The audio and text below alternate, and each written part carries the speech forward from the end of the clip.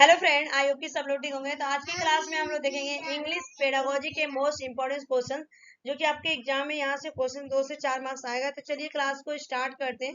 और ये एक मॉक टेस्ट रहेगा, पेपर 1 और पेपर 2 दोनों के लिए रहेगा। इंग्लिश पेडागोजी है, ठीक है। तो बताइए क्वेश्चन ऑफ फर्स्ट का आंसर क्या होगा। Which of the following is a prerequisite to the learning a language. निम्नलिखित में से कौन सा प्री रिक्विस्टिक लैंग्वेज जो है सीखने के लिए, ठीक है, लर्निंग प्री रिक्विस्टिक। तो आंसर रहेगा आपका मोटिवेशन। सबसे पहले बच्चे को क्या किया जाता है, मोटिवेट किया जाता है आपको कोई भी लर्निंग सीखने के लिए, कोई भी लैंग्वेज सीखने के लिए। A is the right answer. Next question, second question आ चुका है स्क्रीन पर। लर्निंग एंड लैंग्वेज इज, बताइएगा लर्निंग क्या है एक तरह से। ग्रेजुअल प्रोसेस है, बिल्कुल सही है। लास्ट प्रोसेस है, नहीं लास्ट तो है नहीं, अगर मैं देखो तो। इंस्टेंस प्रोसेस है, ये भी नहीं होगा आपका। ऑल इंक्लूसिव, ठीक है, ऑल इंक्लूसिव रखते हैं, लेकिन यहाँ पे लास्ट नहीं है। तो राइट आंसर क्या होगा, ग्रेजुअल प्रोसेस से धीरे धीरे लैंग्वेज सीखते हैं। ये कि ऐसा नहीं कि हम तुरंत सीख जाते हैं। आपको देखा है वो छोटा बच्चा जब एक घर में आपके बेबी होता है, पैदा होता है, तो वो धीरे धीरे लाइट की तरह अट्रैक्ट होता है। उसके बाद चलना सीख बैठता है, फिर खड़ा होता है, फिर चलता है, फिर दौड़ता है, ठीक है। उसके बाद जैसे मम, पानी को क्या बोलता है, मम बोलते हैं। ऐसा नहीं ना कि बोलेगा मम्मी मुझे एक गिलास पानी दो, ठीक है, पहले क्या बोलेगा, मम। उस, ठीक है। Next question, principle of the selection and the grading of the words is based on it. Principle of the selection and grading of the words is based, answer क्या हो जाएगा, फ्रीक्वेंसी, बिल्कुल सही है। टीच एबिलिटी होना चाहिए, range होना चाहिए। आंसर क्या होगा, all of the above, D is the right answer. Next question, which of following the situation would be the best for the maximum transfer of learning। तो निम्नलिखित में से कौन सा सिचुएशन होगा जो बेस्ट होगा maximum transfer of learning, learning को ट्रांसफर करने का सबसे बेस्ट पूछा गया है, ठीक है। अप्रोप्रिएट आंसर होगा आपका यहाँ पे different task requiring same response के लिए अलग अलग टास्क अलग अलग आपके होने चाहिए आंसर, ठीक है। तो यहाँ पे हो जाएगा B is the right answer. Next question का आंसर देगा, language lab is more helpful for the, language lab is more helpful for the, किसके लिए होता है, प्रोनाउंसिएशन करें तो बिल्कुल सही है। अंडरस्टैंडिंग स्पोकन इंग्लिश, बिल्कुल सही है। इनोवेटिंग टीचिंग, बिल्कुल सही है। तो राइट आंसर क्या होगा, ऑल ऑफ द अबव, ठीक है। ये D is the right answer. Next question, the initial stage in the development of the writing skill is dash, बताइएगा स्टार्टिंग में जो स्टेज होता है लिखने का तो कैसा होता है, free hand drawing, control drawing, option दिए, ऑप्शन सी दिए acquaintance with the written, option D none of the the अबव। तो बताइएगा आंसर क्या हो जाएगा आपका। देखा होगा ना, छोटा सा बच्चा पूरी मुट्ठी में अपने हैंड में क्या करता है, पेंसिल को पकड़ लेता है, अब पूरे कहीं भी दीवार पे स्क्रैपिंग करना शुरू कर देता है। फ्री हैंड ड्राइंग करवाते हैं बच्चे से। A is the right answer. Next question, next question का आंसर देगा यहाँ पे।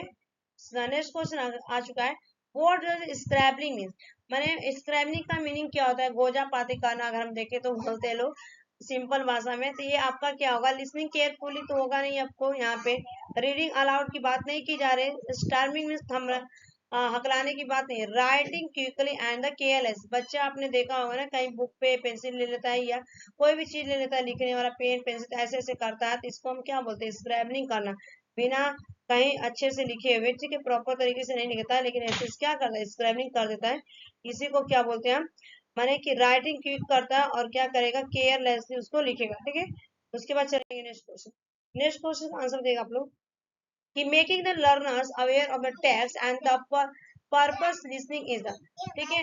बताइएगा आंसर क्या हो जाएगा, इस क्वेश्चन का राइट आंसर क्या होगा, फटाफट क्वेश्चन का आंसर देगा आप लोग, आंसर बताइएगा। तो राइट आंसर होगा आपका यहाँ पे प्री लिसनिंग एक्टिविटी, पहले सुने हुए एक्टिविटी, ठीक है, यहाँ पे कराएंगे प्री लिसनिंग। ये is the right answer. Next question, communicative efficiency in the speaking can be the develop through dice, बताइए communication efficiency in the speaking can be the develop through dice. Answer होगा इस question का यहाँ पे language input, बिल्कुल सही। Structure output होना चाहिए आपका, option C communicative output. Answer होगा आपका all of the above, D is the right answer. Next question, which of these is central to the teaching and the learning of the languages, बताइएगा निम्नलिखित में से कौन सा टीचिंग और learning language के बीच में रखा गया है, सेंटर माना गया।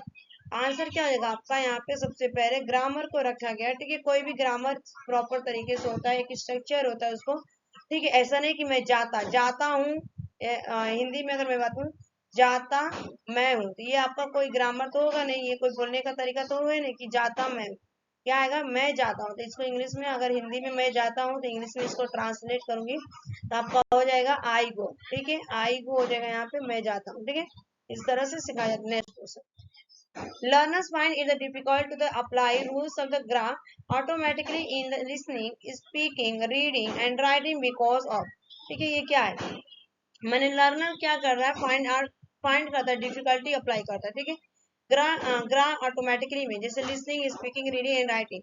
लैक ऑफ द डिक्लेरेटिव की बात नहीं की जा रही है यहाँ पे, और lack of the procedure knowledge ये नहीं होगा, आपका दोनों होगा। Disconnection between the declarative and procedural knowledge हो जाएगा यहाँ पे। ठीक है, दोनों ही हो जाएगा। C is the right answer. Next question, which of the following is the value associate with the inclusive classroom. Inclusive classroom निम्नलिखित में से इंक्लूसिव क्लासरूम में एसोसिएट कौन सा होना चाहिए।